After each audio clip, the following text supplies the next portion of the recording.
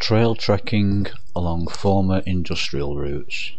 Walk 17, the Stockley Trail. Sunday the 18th of December 2011. And although it's freezing cold outside, No Names and I are off to do the Stockley Trail, but we'll soon warm up once we get moving. The Stockley Trail is a cross-country green route of only a few miles long and passes between Glapwell and Bolsover. It roughly follows part of the route of the once Stockley branch line, an 8.5 mile stretch of railway serving the local collieries of Staveley and Poolsbrook, Duckmanton, Markham, Bolsover, Polston, Glapwell and Plesley, and took the 19th century engineers 25 years to complete. A section of this railway once passed through a tunnel at Rowthorne to the south of Glapwell, but this has been filled, and the remaining line from the southern portal of this tunnel to Plesley is now the Rowthorne Trail of the Phoenix Greenways. What remains of the line from the northern portal of the tunnel to Glapwell, I believe, is now on private land, but the remainder, at least as far as Bolsover from Glapwell, is now the Stockley Trail, although there is talk of lengthening the trail through the once Markham Colliery and coking plant.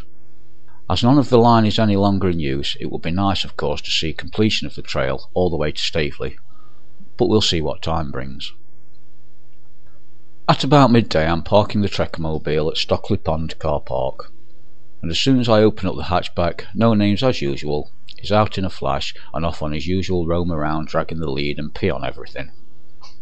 I finally catch him and clip off his lead to let him go. It's absolutely drenched in dog pee. Good job I've got wipes and hand sanitizer on board. Now on our way, at Stockley Pond, through some woodland alongside the car park is the first thing we find, and apart from a solitary robin, it is lifeless and frozen over. Not surprised about it being frozen, but I was kind of hoping to see more than a solitary robin on the wildlife front. No such luck. However, fishing platforms all around promise a better outlook in the finer weather months. About 20 minutes later, after passing a few smaller ponds and a picnic table or two, the track splits, and not really knowing the correct route, signage could be improved. I've decided on the left. So off we go, gradually uphill along this track, which is solid to start with, but becoming wetter the further we go. Not that it matters at present, as it's all frozen solid. To our right, on the far side of the other track, once colliery spoil heaps, which are still black in many places, appear to be the current domain of trial motorcycle riders and bicycle stunt performers. Within 10 minutes we've come to what is effectively the end of this track, but another track alongside the fence crosses here.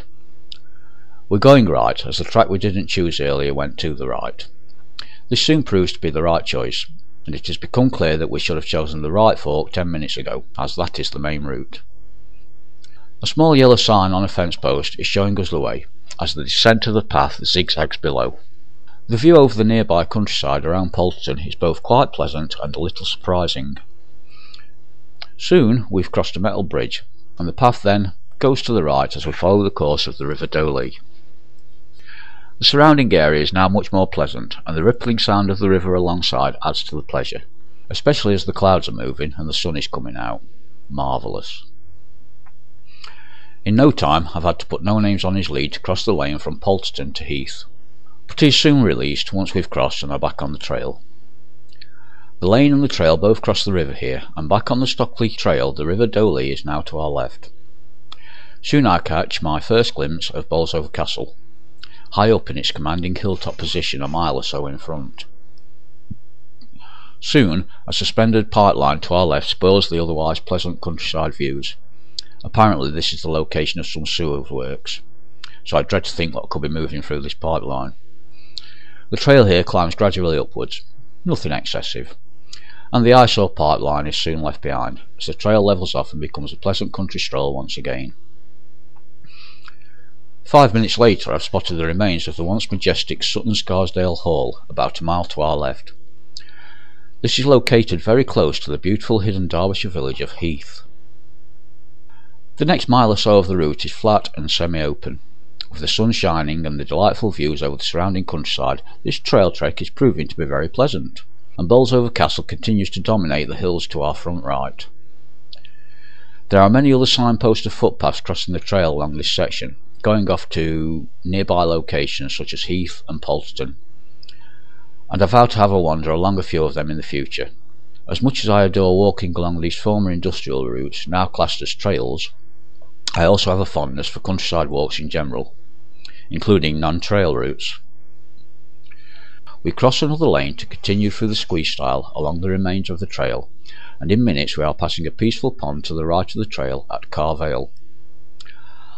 I have a unique fondness for ponds and lakes, as my previous photos are all testament to, so No Names and I venture off the trail to go around part of this pond for a photo shoot.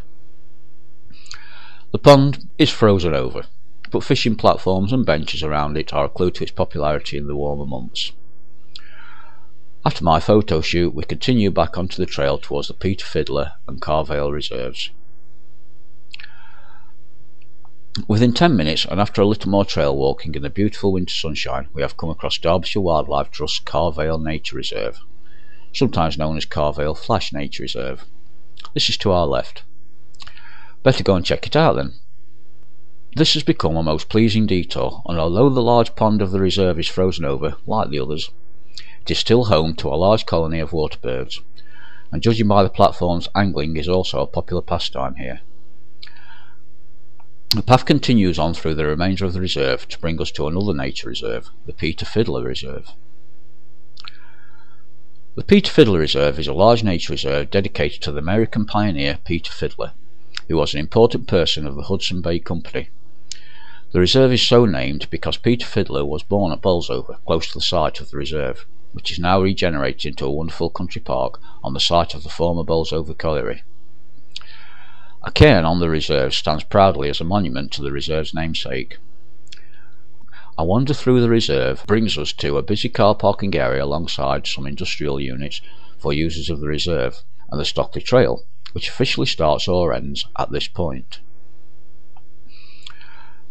After chatting to a few people, No Names and I then get on our way to pass through a squeeze stile onto a part of the Stockley Trail we haven't yet discovered so far today. The trail climbs gradually to a picnic table overlooking another of Andrew McEwen's Breaking the Mould sculptures, very similar to the one located at the nearest country park and nature reserve to home, Brierley Forest Park. There are 21 of these sculptures dotted about all over the country, and all on once industrial land that has now been reclaimed and regenerated. After the sculpture, the trail then begins a gradual descent, and we soon come to another squeeze stile at the location where we took our earlier detour through Carvale Nature Reserve. So No Names and I have now completed the Stockley Trail.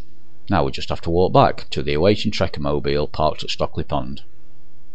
Our return walk, of course, proves to be just as pleasing, and the sun continues to shine all the way back to the start point. As we reach Stockley Pond, less than an hour from exiting the Peter Fiddler Reserve, a Derbyshire County Council Environmental and Countryside Services Land Rover is parked alongside the trail close to Stockley Pond. And a brief venture into the pond area, we are acknowledged by two Derbyshire Countryside Rangers, one of whom is vaguely familiar. You see, I used to work voluntary with the service many years ago. A 5-minute chat with them ensues before I hutch No Names up into the Trekkermobile for our ride home and our ruminant cuppers. Verdict. Although some signs of former industry remain along the Stockley Trail, much work has been achieved through the land reclamation of the area. The Carvale Nature Reserve and Peter Fiddler Reserves being most excellent examples of the amazing transformation that can be achieved through dedication and hard work. The trail itself is mostly flat and easy going, with only very minor inclines that would cause no hardship, and the whole track bed and the paths in the reserves are solid. The Stockley Trail boasts several ponds supporting wildlife and two quite large dedicated nature reserves over a distance of a mere 5 kilometres, about 3 miles.